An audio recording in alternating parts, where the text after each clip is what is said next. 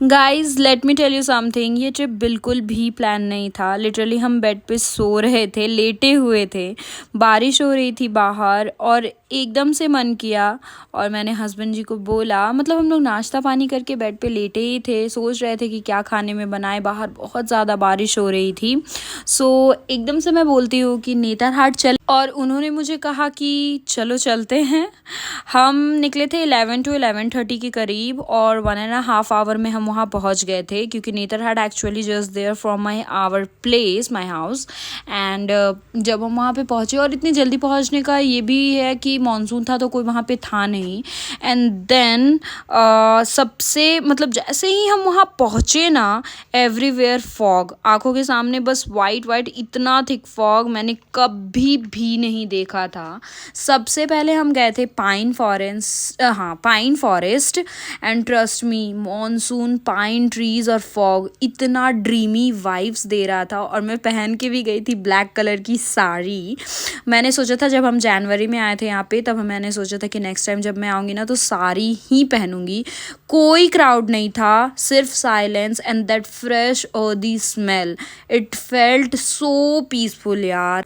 फिर मैंने 1-2 रील्स बनाई थी और फ़ोटो भी खिंचवाया था मैंने हस्बैंड जी के साथ, और इतना अच्छा लग रहा था ना। मॉनसून सीज़न में थोड़ी थोड़ी बारिश भी हो रही थी, इसलिए हम ज़्यादा कुछ वैसा नहीं कर पाए, मतलब घूम नहीं पाए, बैठ नहीं पाए वहाँ पे, लेकिन इतना मज़ा आया कि जिसकी कोई हिसाब ही नहीं लगा पाओगे आप लोग।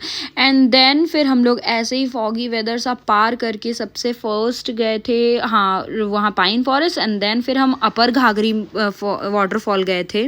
थोड़ा स्लिपरी था एंड रिस्की भी, क्योंकि बारिश हो रही थी। बट जब हम वहाँ पहुँचे, हमारे अलावा वहाँ कोई नहीं था। इतनी शांत और इतना सुंदर ना, जिसका कोई हिसाब नहीं।